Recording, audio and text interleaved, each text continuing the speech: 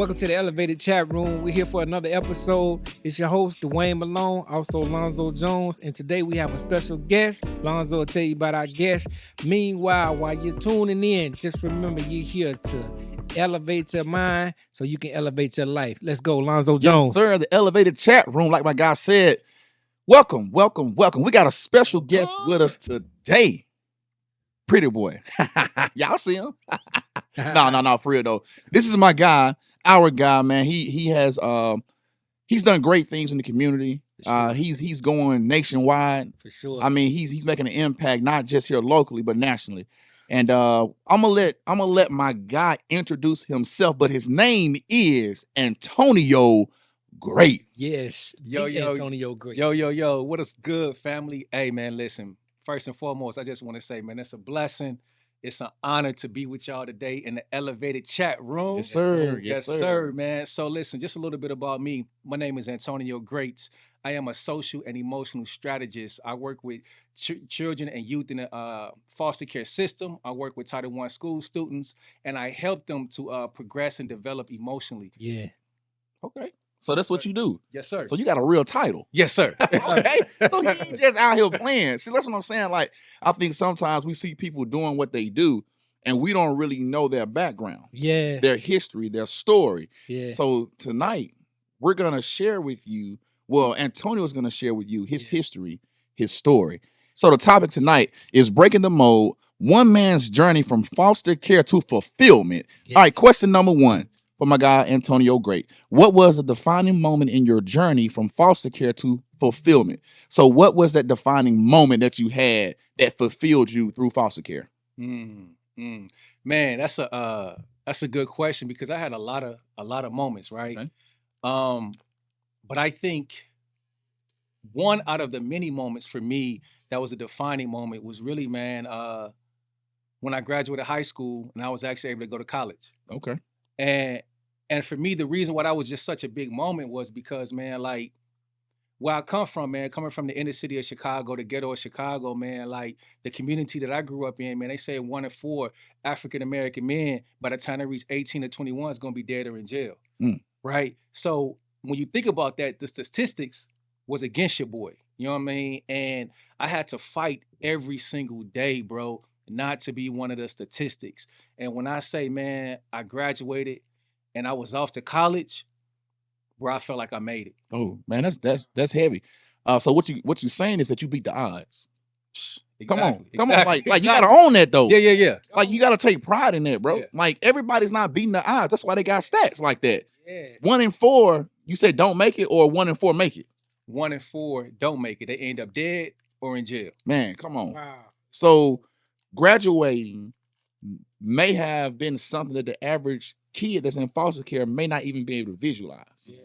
You see what I'm saying? So I'm assuming that that's why it's so, why it means so much to you, because it's like, bro, like I really could have got lost. So what could you have gotten lost in? That's the question. Ah, man, some of everything. That's the question. No, I could have got lost in the simple fact that just growing up in the ghetto, man, you see a lot of negative stuff. You know what I mean? You see the crime, you see the prostitution, you know what I'm saying? You're around the violence and you're around the shootings and different things of that nature, like, and the drugs, you're around this environment. So I could have got lost in the environment. I could have got lost in all of the negative things that my environment was showing me each and every day. Okay, that's good. Before we even go on to the next question, how did you get into the foster care system? Like, how did that, like, what happened for you to end up in the foster care system, my guy? Yeah, the short version is, man, I was about 15, 16 years old, right? And at this particular point in time, I was living with my mom. And my mom was giving birth to my baby sister. But upon giving birth to my baby sister, drugs was found in my baby sister's system. And it immediately, in Chicago's DCFS, became a part of my family. So they immediately took my baby sister away. And then at the same time, not long after, they took me away as well. And my baby sister was born with some deformities and things of that nature, and she was eventually adopted. That's when I officially got involved in the foster care system. But if you really start looking at my life overall, I feel like I was always in the foster care system, because shortly after I was born, I was taken away from my mom, and I began to live with my grandparents. Okay. And from then on, it's just a journey of moving, you know what I'm saying, relocating, changing environments, and different things of that nature with individuals that was in my family. That's good, bro. I mean, and hey, I appreciate you, you know what I'm saying, sharing your story. That's a sign of strength and freedom, and also a sign of vulnerability. You see what I'm saying? So hey, make sure you keep that up throughout the show. Don't hold nothing back. I'm like real talk, like don't hold nothing back, because there's somebody out there that needs what you're talking about. They need Antonio Grate. You feel me? All right. So you got anything else you want to add, Dwayne? No, sir. I'm loving it. All right, let's go on to question number 2, man. All right. It says, how did your experience in foster care shape your outlook on life and success? So how did foster care help shape the way you look at success and your just like your overall life? How did foster care play a role in that? Man, like I was saying before, when you just really start looking at the whole body of my life, man, it was filled with a lot of instability, Okay. and it was filled with a lot of risk. What what a lot of people don't really understand for real, is just that, man, growing up in the ghetto of Chicago, like, it was considered one of the most ruthless cities in the nation at the time. And when you think about that, like, it was really, really bad. And the thing about growing up in the shop, man, you ain't got to look for trouble; it finds you. Mm. So every single day of my life, man, I really lived a life of fear. Like, I mean, think about that. Like, when I left out of my apartment building, in my mind, I'm wondering if I'm gonna make it to my destination safely. Mm. When I made it to my destination safely, I'm worried if I'm gonna make it back to where I'm going, my home, safely. So in the midst of all of that, your boy has to literally plan, plot, strategize what bus I'm gonna catch, what block I'm gonna walk down, what time of the day I'm gonna do this, because at any given moment, it could be it could be tragic for your boy. Just to make it plain. You know what I mean? So for me, that environment was so stressful. And you talk about PTSD in the hood. You know what I mean? You talk about somebody living with fear each and every day, man. So like that part right there was pretty tough. And Like, yeah, let me ask you the question again, just so you can get a refresher. It says, how did your experience in foster care shape your outlook on life and success? So did you even think while you're going through these things that you could actually be successful? Could you see past your present? yeah, it was very unique how that happened, man, because one thing that I want to just talk about is the word trauma. And the word trauma, it comes in different shapes and different sizes, right? So for me, man, the fact that my mom was on drugs, man, shortly after I was born, and me finding out, and the way that I found out, you know what I'm saying, through a childhood friend, I said something, I guess, mean to her, something like that, and she popped off and she went off on your boy, and she was like, "That's why your mom is a crackhead," in front of my friends and everything of that nature, man. When I heard that, it broke everything inside of me. Because you got to think about it, man. Like growing up in the hood, man, we seen crack fiends walking through the block, walking through the neighborhood. But guess what? I was that kid that was laughing at them. Not really realize I'm laughing at somebody mama. I'm laughing at somebody daddy. I'm laughing at somebody cousin. So when that girl said that to me, I never thought in a million years my mom would be in that situation. I never thought in a million years that I would be in that situation. Yeah. So I was broken, bro, to the core, and I was like, no, not my mama. That's deep. So when you think about the trauma and having to navigate it, so many different traumatic experiences, bro, it was challenging within itself. But the thing about the foster care, or my experience in foster care, my experience growing up and to now in regards to success, it's me understanding and learning how to manage those traumatic experiences. Because the traumatic experiences, what it ultimately affects is this right here, your heart. Yeah. It slowly but surely breaks your heart into pieces. And then when that happens, now the question is, can you put those pieces back together again? And what I learned, which is the reason why I do what I do now, is that I learned over time how to put those pieces back together. And now I share that with whoever I'm talking to.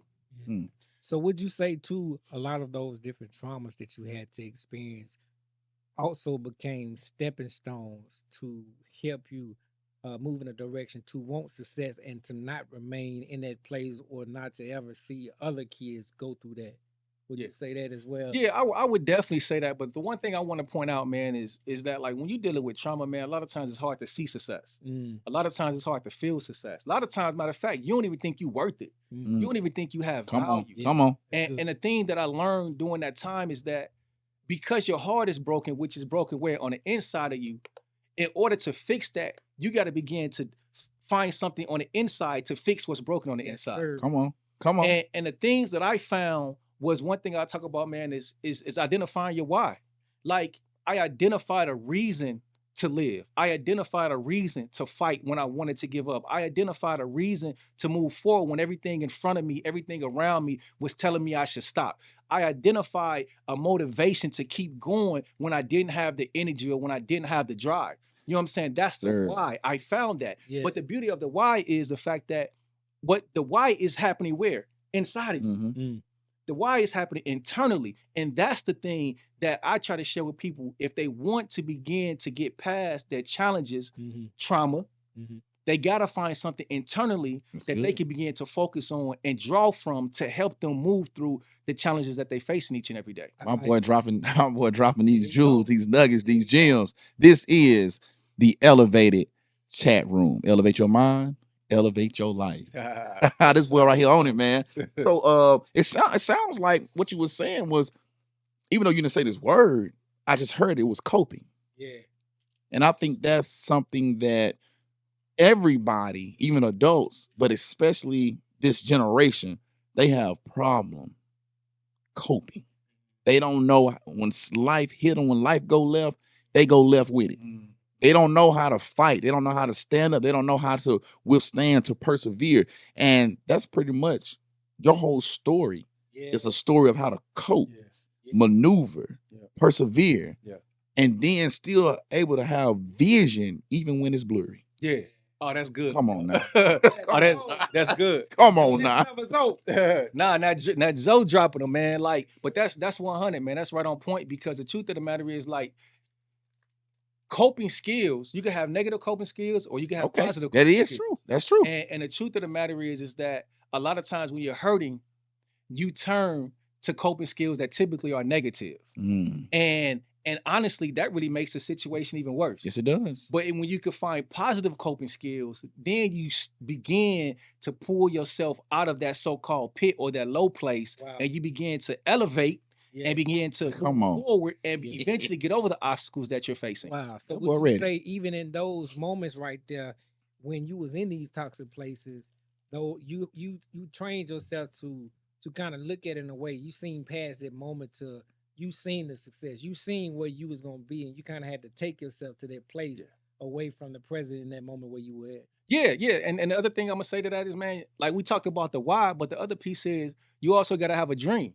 You know what I mean? Like, because the dream is something that you can't even touch right now in the physical. That's true. The dream is something that you see with your eyesight, or you see with your vision of something that you desire or hope to happen in the future. Let's go. And the dream is the thing that draws you through and past some of the things that you're facing right now.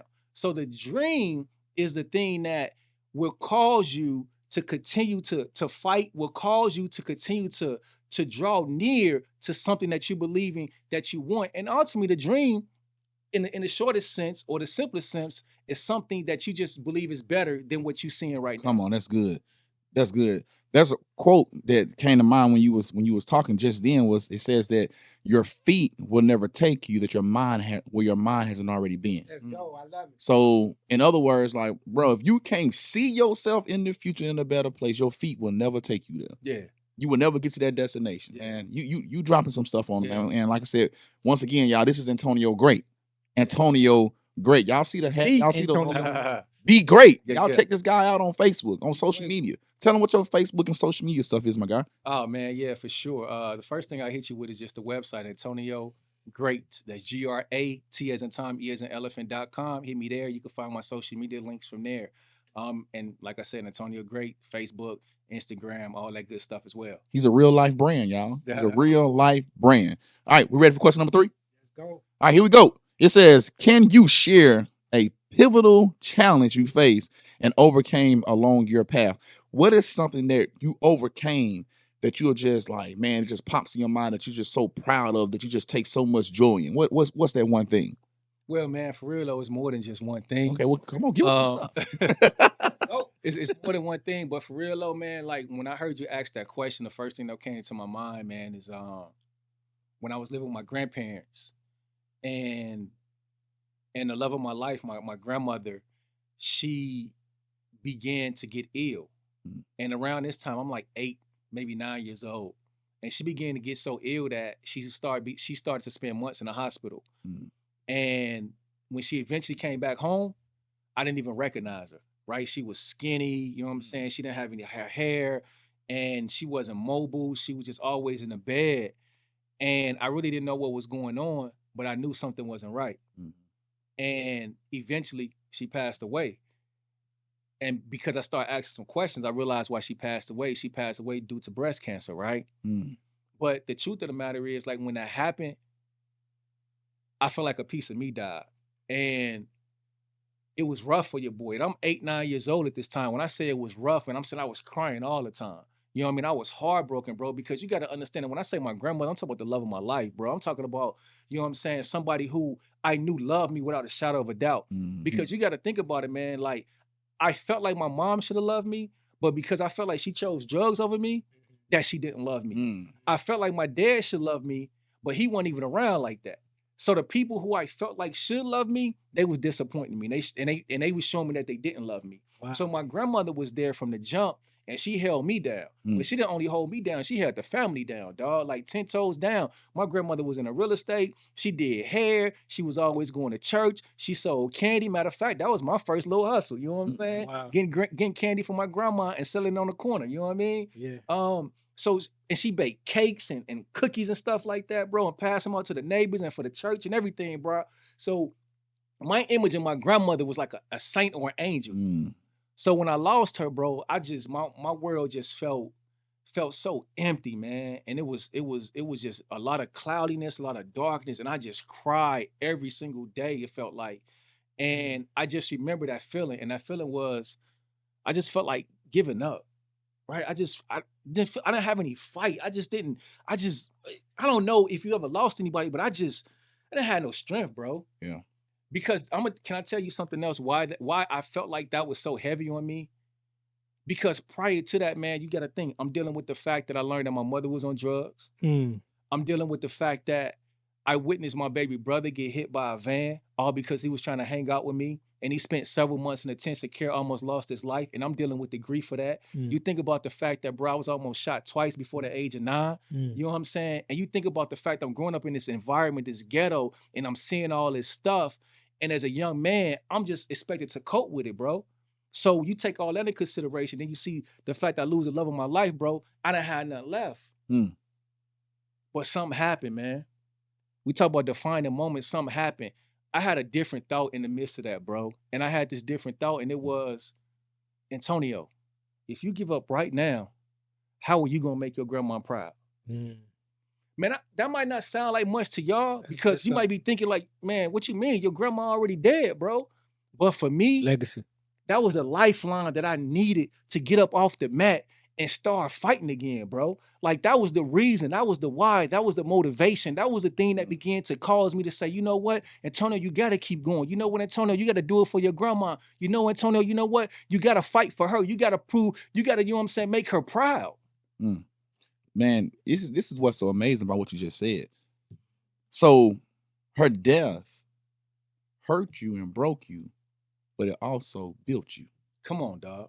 Think about that. The same thing that caused you that pain also pushed you to purpose. Come on, dog. Come on, dog. Think about that now. Come on, bro. That's go ahead. In my grandmother's death, her life spoke the loudest. Come on. In her death, her life spoke the loudest, bro. That's deep. You talk about legacy.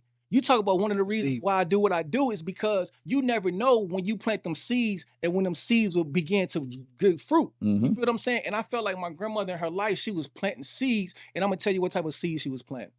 She's planting seeds of love, bro. Mm. It was love that revived me, bro. It was love that revived the lifeless person that I was at that time, man. And I believe kids in the foster care system, man, if you could just genuinely show them love, I believe that's the seed that's needed to revive them. To revive them from the hopelessness that they're dealing with. Bro, I was hopeless. I didn't have no hope, but love gave me hope. That's good. That's good. Love conquers all, baby. Yeah. Love conquers all, man. And it don't even matter what your spiritual belief is. Everybody needs love. Yeah. No matter what you believe, no matter what you really searching for is love. Yeah. So, bro, that's good stuff. That's good stuff. You got anything else? No, man, I like it. I'm loving it, man. Killing it. Well, Antonio Grate, he in the house. Elevated chat room. Let's go. All right, let's keep it moving in, man. Question number 4. What advice would you give to other foster care children aspiring to break free from the stats or statistics? That's one of the hardest words to say. Like, even when we do motivational speaking, I never say that word because it's a tongue twister. Yeah. But I'm going to say stats. You know what I'm saying? Yeah. But you got a question. Go ahead. Nah, man. What advice you got for them? It's a lot, right? And it's kind of challenging because the truth of the matter is a lot of them are in different situations and different spectrums, man. We talking about kids who've been verbally abused. We talk about kids who's been physically abused. Man, we just talking about kids who've been moving from group home to group home. I mean, I know kids who've been in like 13 group homes, you know what I'm saying? They still in foster care. So you talking about kids who lost their loved ones, who lost their mom or their dad, you know, whether they're in prison, whether they died somewhere somehow. So you talk about a lot of different things that these kids are dealing with. And I think the one thing I'll just continue to go back to is that you have to find something on the inside to help you conquer the damage that has taken place on the inside. Okay. Like you have to begin to find something greater than you. And that's where the why come in at. That's where the dreams come in at. That's where the word I'm gonna use exposure come in at. Because sometimes, man, like kids have been exposed to just this one thing, which usually can be negative, and they don't know anything outside of that. But sometimes being exposed to something different can open your eyes and can cause you to believe something greater than what you've normally been seeing. So exposure is a thing. Identifying a why is another thing, and having a purpose is another thing, and having a dream is another thing. All these things are in a sense intangible, but all these things work around the very thing that was broken, which is your heart. That's good. So, how do they get if they're in a foster care situation? How would you recommend for them to get exposure to open their mind up to see things differently? How do they get that exposure? Yeah, the exposure piece can come in a lot of different ways. One way it could come through reading books. Come on, let them come on, talk to them. One way it could come through being intentional on what type of movies you watch. Okay, you know, another way it could come is in regards to those you may live with, seeking out different things. You know, asking to go different places. You know, that you've never been, even if it's just something you've seen on TV. You know what I'm saying? Like I don't know, maybe a trip to Walt Disney World or something. You know. Can open your eyes up to something different, but you never know, man. Like for example, for me, I'm gonna be honest with you, bro. Like I was going to my cousin's house, right, for a swimming party, and on the way to the swim party, it was outside of my neighborhood, and at this time I'm like 8 years old. And I remember as I was sitting in the back seat of the car, and I was riding the back seat, looking out the window, and as the car started to really get away from my neighborhood, I started noticing something, right? And what I began to notice was all the houses that I began to pass began to look a whole lot different than what I was used to seeing in the hood. Wow. And the one thing that really stood out to me, y'all may laugh when y'all think about this, man, but it was the grass. What about the grass, you asked? It was the fact that the grass didn't have all this debris in it. It didn't have bottles, it didn't have soda cans, and it had drug baggies. It didn't have all this stuff that I'm used to seeing in the grass. Yeah. And it also didn't have these spots where it's a little bit of grass here, a little bit of grass there, Yes, right? sir. I'm talking about the grass was freshly green and freshly manicured, bro, like a fresh lineup. You feel what I'm saying? And bro, that stuck with me. Like, yeah, I was going to the other side of town for a swimming party, Yeah. but I had a game-changing moment when I got exposure to seeing what it looked like outside of my everyday environment.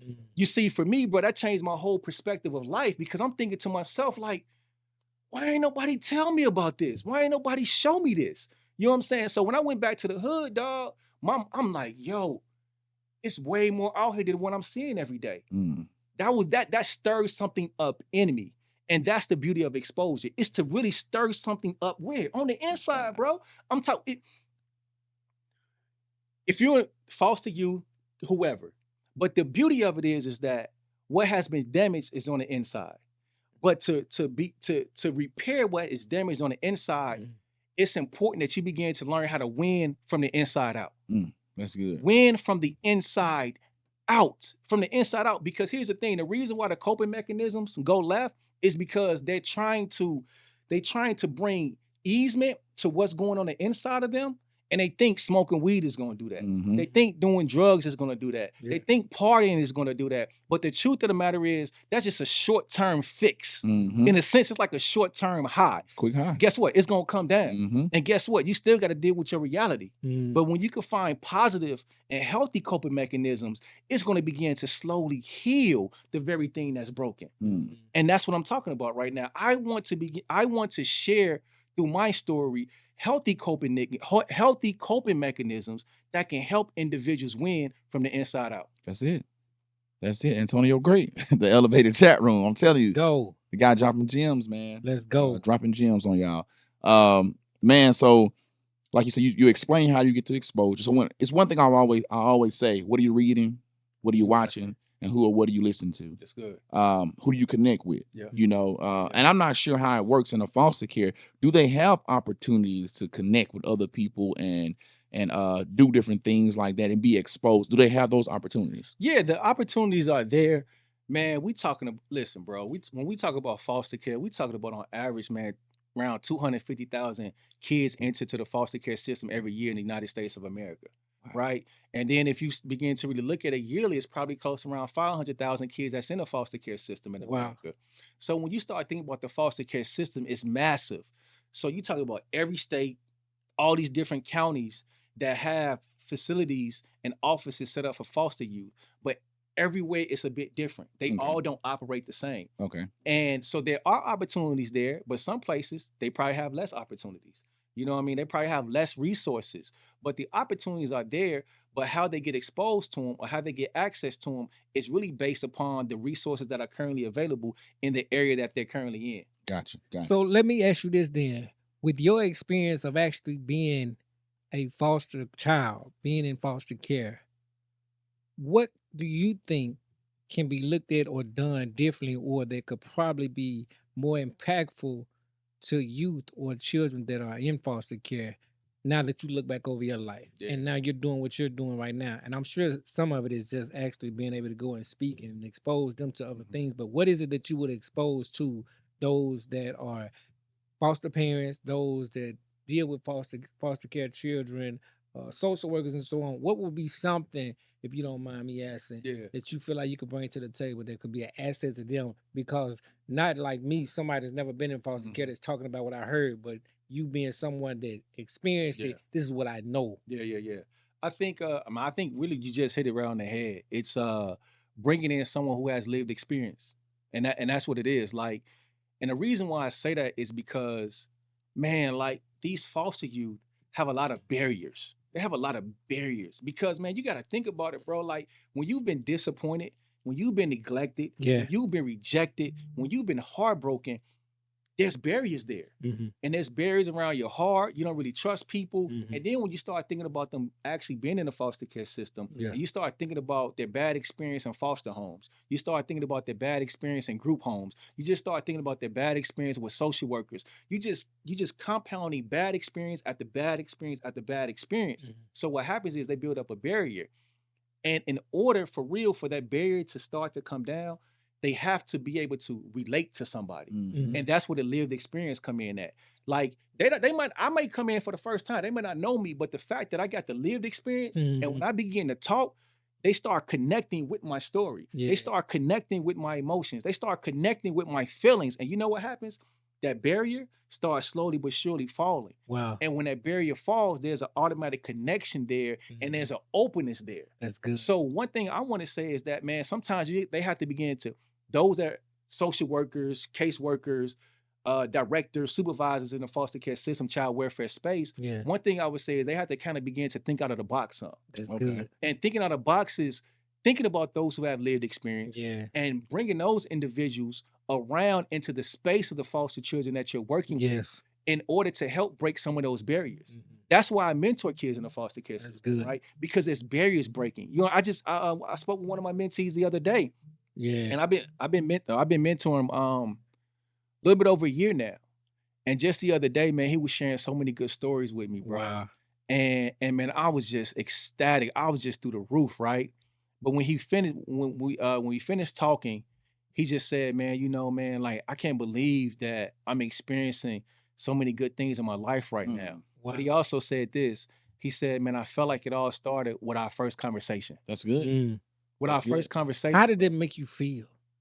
Yo, it's really priceless. You know what I mean? Like you can't really put a price tag behind it, but it just made me feel grateful. Yeah. Right? It just made me feel thankful because the reason why I'm doing what I'm doing is because I remember I was that young kid. Mhm. I was that young man, and I feel like I was on the island all by myself. Mhm. So my thought process is, man, if I could land some type of support, even if it's just through my voice or through my ears of listening, I believe that could be a mechanism to stir something up inside that next individual, specifically those that are in the foster care system, man. So in essence, that one conversation was enough to stir something up in him, was enough to ignite something up in him. Yeah. He began to fight, man. Yeah. And now he's experienced life in a whole nother way, on a whole nother spectrum that he didn't even think was possible at one point. See, that's what that word that's in our topic, the title for the night, is that fulfillment. You know, when he asks you, how does it make you feel?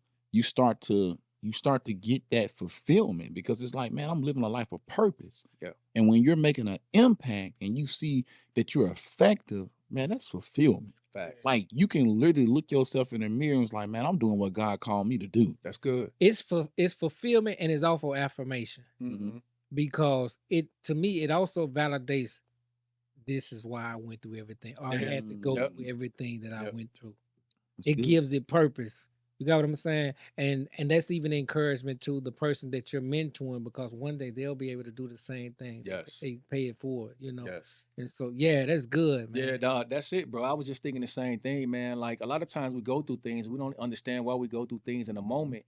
But man, when you can go through it and you can get through it and you can grow through it, that's your opportunity to pay it forward to those who are facing some similar challenges that you are or that you have been. It's for that same reason you just mentioned, bro. That's good stuff.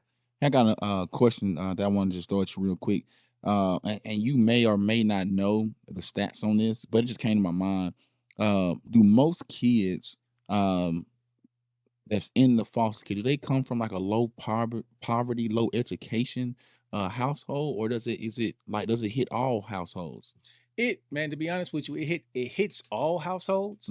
But the truth of the matter is that there are a lot of kids that are in the foster care system, not so much because of abuse or neglect, but because of low income or poverty, right? And what I mean by that is that, man, like you got, I ain't gonna go too deep in it, but you have a lot of agencies or individuals or professionals that are required to report, you know what I'm saying, different things that they may see that's going on regarding children. So let's take teachers, for example. Man, they got a kid that's coming to school and he may not be fresh. He may, might not smell good. Right. You know what I'm saying? So you know what they may do? They may sit down, talk to the little kid or something like that, kind of figure out what's going on. But at the same time, they may sense that something negative is going on, like neglect or abuse is going on, and they report it. But here's the thing. Once it's reported, it's kind of an uphill battle now for the family. They're on the radar. Exactly. You know what I'm saying? Exactly. So here's what's happening. Because of lack of income, if you don't have the money, it's hard to really do the necessary things that you need to do for your household, for your children. So now they're reported, and what happens is now they're on the radar or they become part of the system. And once they become part of the system, now all these requirements are put on the parents to prove that they don't neglect their children, that they don't abuse their children. And who really that's affecting? That's really affecting African Americans. Okay. And why is that?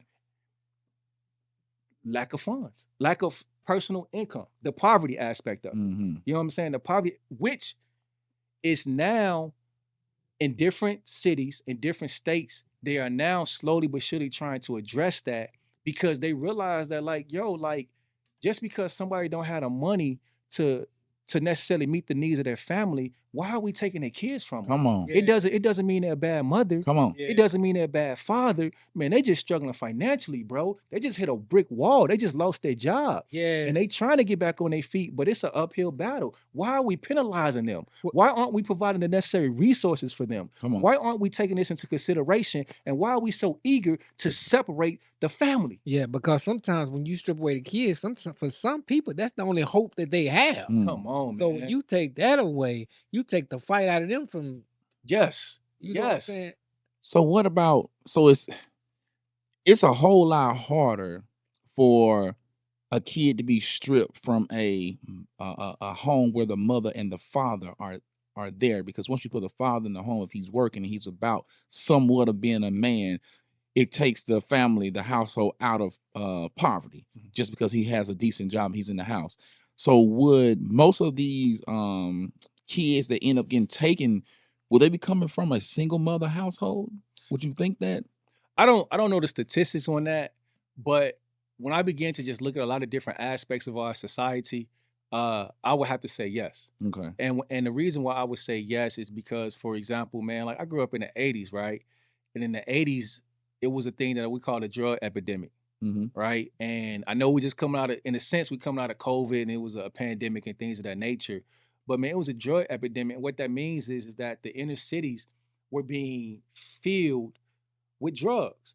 And when it became filled with drugs, it began to change the tides of the inner city, meaning that crime began to escalate in the inner cities, all because of drugs and money. But when that happened, guess what? All of a sudden, laws started being passed that started penalizing individuals who were selling marijuana, individuals who were selling crack cocaine, and guess who was getting caught? Well, a lot of times it was men. And these men, all of a sudden now, they ain't behind bars. So if they're behind bars, they ain't in the house no more. Yeah. If they ain't in the house no more, these kids growing up with their moms trying to make ends meet. And now you see a cycle, an unfortunate cycle begin to take place in the households of America. That's good stuff, bro. You spend some knowledge, Yeah. man. That's good stuff. Because even in situations like that, most of the kids begin to take the role of trying to be the father or the man of the house, and sometimes drive them to the streets to actually endorse or follow in behind the cycle of the father, if that's the case. Yeah. Yeah. So it creates a lot of problems. It creates, man, bro, like It's bigger than what we think. it creates a lot of problems, bro, for real, because like it's like I was watching this movie. I don't remember the name of it, man. It was a while ago, but it was this young man. He probably was like in his early 20s or something like that, right? But he had a kid. His dad wasn't in the house. His dad was in prison, and he had his home wasn't stable, Right. so he really didn't have a place to stay. But he was really trying to do the right thing because he had a kid. And we talk about, you know what I mean? Sometimes the child is the only hope that you have. So he really was trying to do the right thing, man. He wasn't trying to sell drugs and different things of that nature. But when you start thinking about it, because he was at one point in part of the system, he now was required to have certain things, like he needed to pay child support that he wasn't able to pay because he didn't have a job. But guess what? He didn't have a job because he didn't even have the proper ID. And he couldn't even get the proper ID because of this and because of that. So the way the system was set up, or the way the system is designed, it makes it an uphill battle. Almost makes it impossible a lot of times for once you become marked in the system to actually be able to progress when you really start trying to do things the right way. The drugs he went back to the same community he came from. But in his mind, he's like, I'm trying to do things differently. But the drugs were still there. Those same people were still there. The opportunity to do something illegal was still there, even though he was trying to do what was right. And he just couldn't land a job. We talking about income. We talking about poverty. Yeah. We talk about the very same thing that could put a roof over him and his child's head. Instead, he's sleeping in the car. Instead, he's sleeping in a sense in an abandoned car because the car didn't even work. Wow. But he's still in that environment, which is the reason why he got in trouble in the first place. So you tell me how the system is positively rejuvenating those who are really trying to do right. So it sounds like, man, you really have to have a strong support system, a team, you know what I'm saying? Family, friends, mentors. You got to have somebody, because once you get into the cycle, it's hard to get out of it.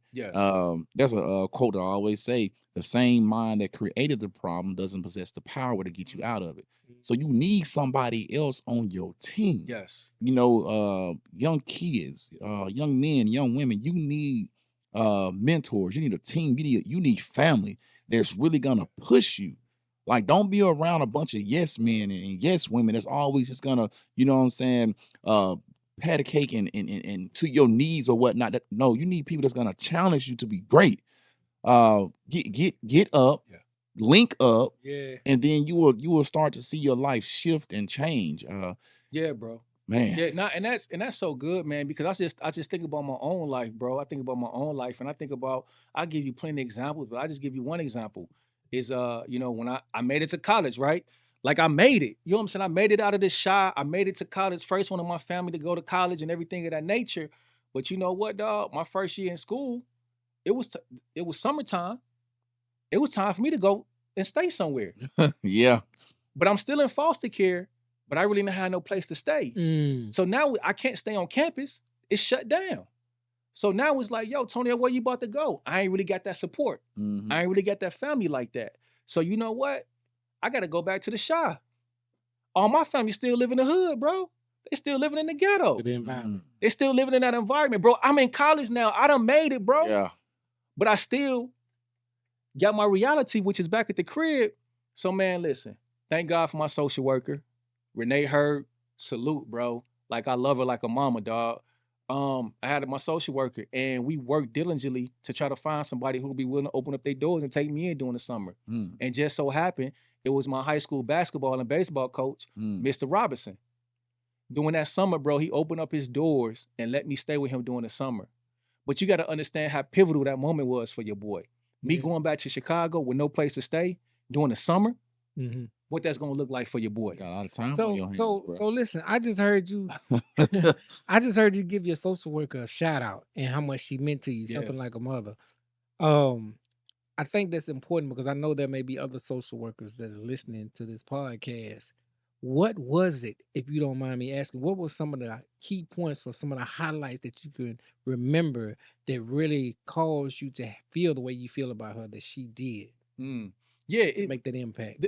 it's about support, right? Support to help you find the necessary resources that you need.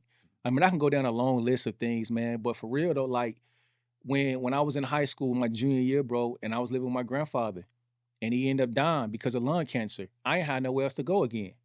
I'm looking for somewhere to go. I'm just a high school kid, bro. Like, what am I gonna do? But my social worker was right there with me, man, and we just began to try to figure out what some options are. And just so happened, an elementary friend came to mind. Elementary friend. I'm in high school. Elementary friend came to mind. She spoke with the mom and told the situation, and she opened up her doors to me, bro. And that gave me a place to stay. That helped me finish high school. We talk about the statistics now. Yeah. 1 in 4 dead or in jail. Bro, if you ain't going to school, where you gonna be at? You feel what I'm saying? So you talking about pivotal moments. We talking about support. And my social worker, man, whenever the rubber met the road, whenever things got sticky in a sense, man, I had her and she did what she could do to help me to continue to move forward. That's what's up. So it sounded like she really went above and beyond to make an impact in your life that made you feel like it was way more than just a job. Man, you know, I'm be honest with you, I can't say she went above and beyond because truthfully, caseworkers and social workers are supposed to do those things. But I will say this, I felt like she went above and beyond because, bro, whenever I needed her, she was there. Yeah, well, that's what I mean when I say Okay. Yeah. So Whenever I needed her, she was there, man. Gotcha. So when she came to your rescue, more to say, did she put you in a foster home or they just took you in? Was that a difference? Did they actually become your foster parents for that time frame, or did they just take you in? Like, what's the difference on that? Well, they just for the most part of my time in foster care, man, I was always in kinship care. And kinship care is simply, man, you living with a relative. Okay. Right? Okay. But in this situation that I just talked about, being in high school, my grandfather dying, that wasn't a relative. Okay. That was a childhood friend. Okay. That I still had a relationship with. So that she was like, at that point, she was a foster parent. Okay, that's what I was trying to see. At that point, she was a foster parent. That was like, sometimes they call it an emergency care, you know what I mean? But at the time, it was an emergency situation. She's willing to take me in, and she became my foster parent during that period of time. Bet. Well, man, hey, like I said, we got Antonio Grate with us. For sure. Topic tonight is breaking the mold. One man's journey from foster care to fulfillment. Let's go. Question number 5. Let's go. In what ways do you believe society can better support foster children in achieving their dreams. How can parents, foster care parents, let's go that route. How can foster care parents help those kids achieve their dreams? Man, it's not a one, a one answer that really fits all, right? I just think that every situation is unique, every situation is different, but I also believe that community is important. And we keep talking about support for foster youth, but foster parents need support as well. Okay. And I think that community aspect is huge because being a foster parent is not easy, bro. It's not easy at all, man. Because you got to think about it. Let's think about it in the simplest form. You got an adult taking in potentially a child that's not even theirs. I mean, like, think about it, because it's already, in a sense, hard enough to raise a child that's yours. So now you're taking in somebody that's a complete stranger. But now we add the reality to it, is the fact that you're taking in somebody that's a complete stranger that has dealt with trauma. And the extent of that trauma varies. But there are foster parents that are taking in children that has an extensive resume of trauma, dog. And if you're bringing in kids like that, you know what you're bringing in? You're bringing in a broken individual. And if you're bringing in a broken individual, you're bringing in an individual with issues. They gonna try you. So the foster parent needs the community of support with other foster parents, with other caseworkers, with other potential youth with lived experiences that's no longer in the system, because they need wisdom, because they need guidance, because they need encouragement, because they need resources. You know what I'm saying? So that's one of the main things I would say to a foster parent or to a adoptive parent. Continue to seek out a community for your own support, because, man, it's not easy to do what it is that you guys do on a daily basis. That's good stuff. Man, and it's like when I think of foster care, I'm thinking like I'm not even knowing how big it really is. You know what I'm saying? I'm thinking that, it's well handled. They got plenty of foster parents. Like, these kids are, you know what I'm saying, being adopted or being fostered in, and everything's good. So I like you coming on the show, it really enlightens me. Yeah. Because, you know what I'm saying? Like, I'm thinking like, man, it ain't even that deep out there. But no, it really is. And the kids that are going into foster care, like you said, they got issues. Yeah. So not only, so the parents, these foster care parents got to be brave. You can't just do it just to be doing it. You got to be called. You got to have a calling on your life to be able to deal with kids that have issues, bro. Like I said, I got a 9-year-old and a 7-year-old. You know what I'm saying? And like, them two alone is enough. Yes. You know, after me and my wife had our second kid, we was like 2 and through. Like, we're done. You know what I'm saying? Like, so imagine, if something happened to somebody in my family where I had to take a kid in. Hopefully I already know them, but it was like a second or third cousin. You just never know. Yep. So, man, like I said, yeah, I definitely got a new appreciation, not only for the foster care parents in the system, but for what you do. You see what I'm saying? Like, I see you doing your thing, but I'm like, so you just never know how much is needed until you really sit down and talk to somebody that's lived it. So yeah, you can feel the passion from what you talk about. You know that you're very knowledgeable in what you're doing. Y'all need to look this guy up.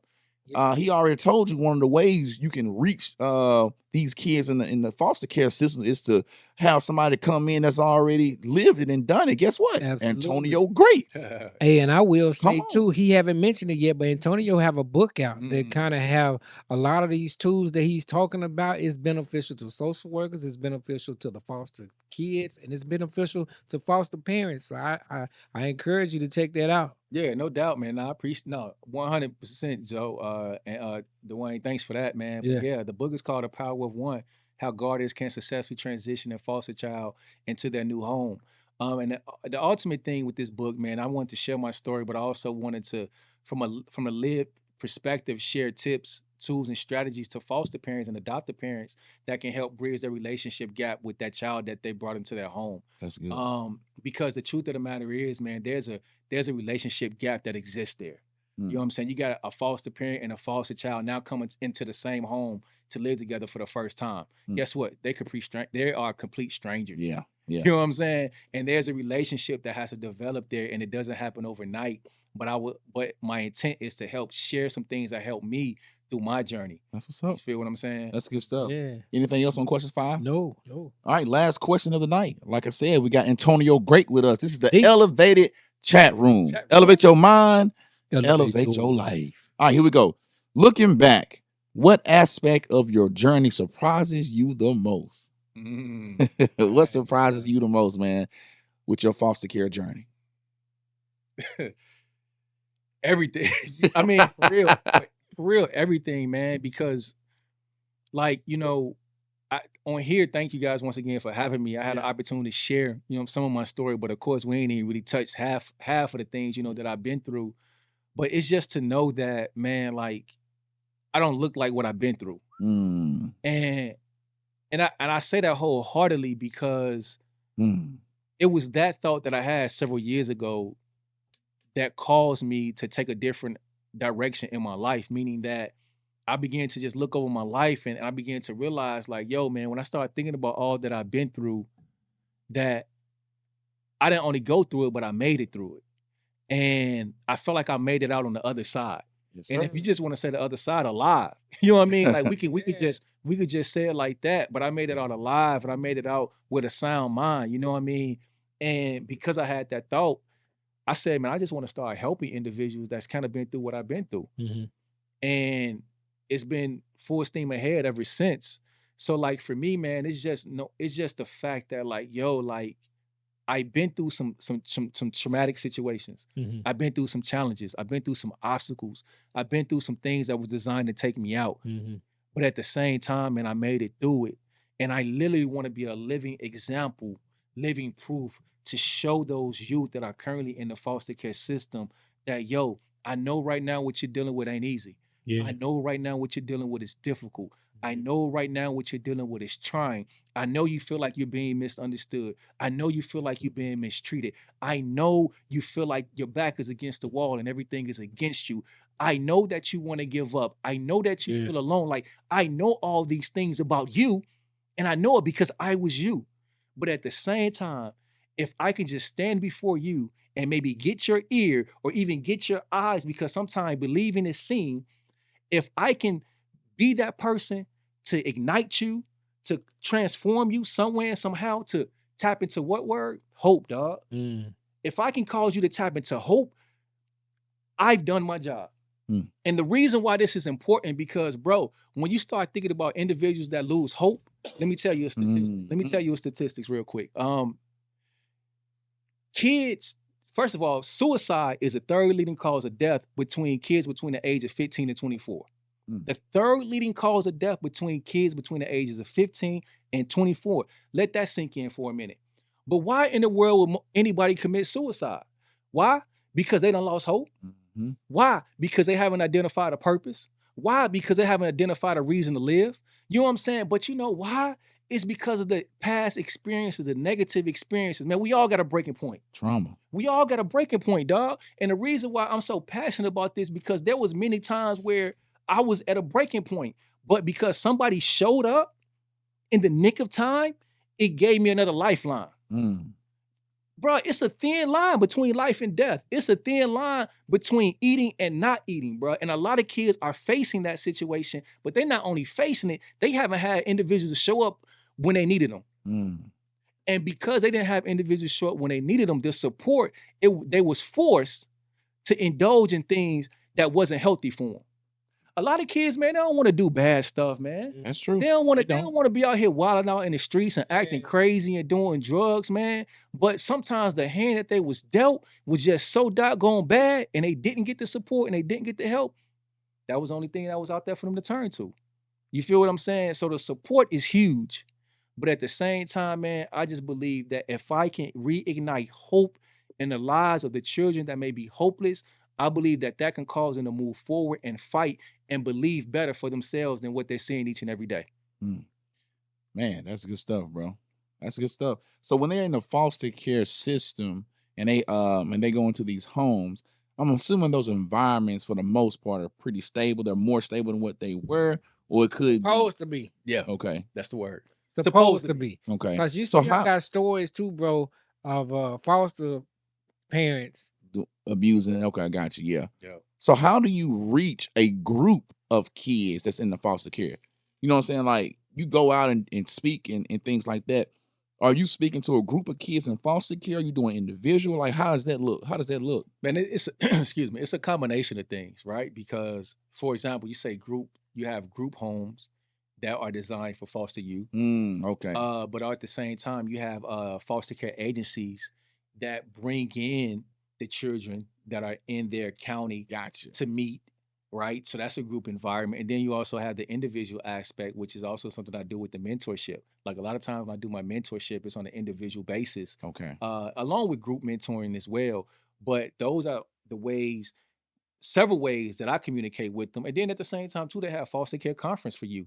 You know what I mean? So it's different avenues and different ways that I can begin to communicate with those kids that are in the foster care system. Okay. I just wanted to know and see, you know what I'm saying? Because when you talk about hope, if you don't have a hope dealer, you know what I'm saying, there's no way for you to deal your hope to the kids and reach the masses, then that's a problem. Yeah. You see what I'm saying? So that's what I just wanted to know, like, hey, is that something that we need to look at? But you already doing it. Yeah, and that's what Already that's doing what I like That's about good it stuff, bro. because he knows he understands his calling. His And niche. he know what it is that he's supposed to be doing, and he's tapping into that. And I really feel that there's not a lot of people. Now I could be wrong, but I don't feel like there's a lot of people that is actually tapping into that, and it's needed, especially when you have someone that literally has Yes. went through it. Yes.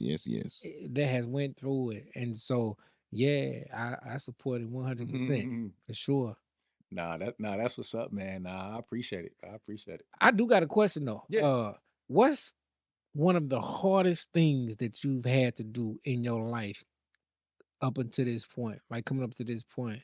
Um, Considering the fact of just hearing some of your story, I personally know your story, but just hearing some of your story and the different traumatic moments of your story, what was one of the hardest things that you've ever had to do to go through in your life? Man, I don't know if you're gonna be expecting this answer, man, but I just feel like even right now, my life is hard, bro. Like we talk about the foster care piece and everything, and there was a lot of challenges that I experienced with that, or growing up as a youth, there was a lot of challenges I experienced with that. But just because I'm not in foster care anymore, just because I'm not in the ghetto anymore, doesn't mean my life is easy. Mhm. Like, bro, I'm a husband. You know what I'm saying? I've been married for like 15 years, and I got 4 boys, and just trying to navigate that, trying to manage that, trying to keep that moving forward and being successful, living in this environment as a male, as a black male, bro, it's faced with all different type of challenges. And I'm gonna say this too, man. Like the truth of the matter is, we talking about purpose, Yeah. we talking about passion, but we also got to talk about, man, the adversary and the ways that he come against those who decide that they are going to live for purpose, who decide they are going to pursue their passion, and who decide that they are going to live for God and do what God has called them to do. Good. And ever since I made that decision, bro, the attacks has been on a whole nother level, man. On a whole nother level, because I understand why though. I understand because, bro, as I'm sitting here right now, this is a platform that you guys have allowed me to share my story that can go out to hundreds and thousands of people and bless somebody and change somebody's lives. And the enemy don't want me on platforms like this. The enemy don't want me on platforms where I can begin to share my story and begin to transform individuals' lives, because the truth of the matter is the enemy want our youth. They want him. He after him. He trying to kill him, bro. And I'm trying to give him life. So you don't think I'm not gonna be facing some attacks and some adversities even right here and right now? Yeah. So to be honest with you, bro, yeah, I made it through foster care. Yeah, I made it through the ghetto. Yeah, I made it through the fact that my mom was on drugs. Yeah, I made it through the fact my dad went in my life like that. Yeah, I made it through the fact I almost shot twice. You know what I'm saying? Yeah, I made it through the fact that the death of my grandmother and the death of my grandfather. I made it through those things, dog. But the truth of the matter is, bro, I'm still fighting to make it through stuff right now. So right now, it's a challenge. Right now, it's difficult. But can I tell you something? That why, that purpose, it do something to you when you with the adversity. It do something to you when you face with the challenge. You know what it do to you, bro? It won't let you give up.